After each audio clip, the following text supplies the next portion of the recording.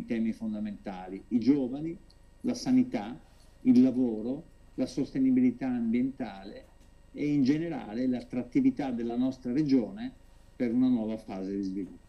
Questi temi che segneranno i prossimi mesi e i prossimi incontri tra le forze di centrosinistra in Veneto in vista delle regionali del 2025. Lunedì sera il vertice a Padova nella sede regionale del PD senza il terzo polo, a cui però hanno partecipato, oltre al PD, Alleanza Verdi e Sinistra, Movimento 5 Stelle, Veneto che vogliamo, Più Europa, Volta e Partito Socialista Italiano. E noi invece ci impegniamo a costruire una coalizione più ampia e coesa possibile e a individuare le parti principali di un programma attraverso il quale vogliamo candidarci ad essere un'alternativa credibile per la guida del Veneto. Verso un campo largo di centrosinistra che non chiude le porte ai centristi. E con le forze che fanno riferimento a Italia Viva e ad Azione stiamo parlando, sto interloquendo costruttivamente anch'io personalmente e anche con loro ci saranno degli approfondimenti di carattere programmatico. Un confronto che riflette sui problemi e le aspirazioni del Veneto, spiega inoltre il segretario regionale Dem Martella,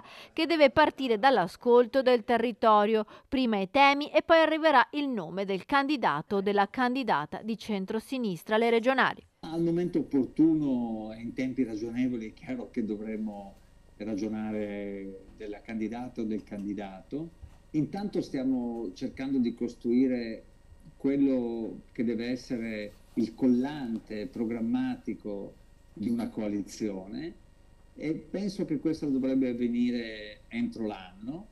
Intanto dobbiamo iniziare a discutere dei profili che vediamo e anche ascoltando quello che viene da tutte le forze politiche e dal territorio e io mi auguro che per l'inizio dell'anno prossimo, per i primi mesi dell'anno prossimo si possa arrivare ad una scelta.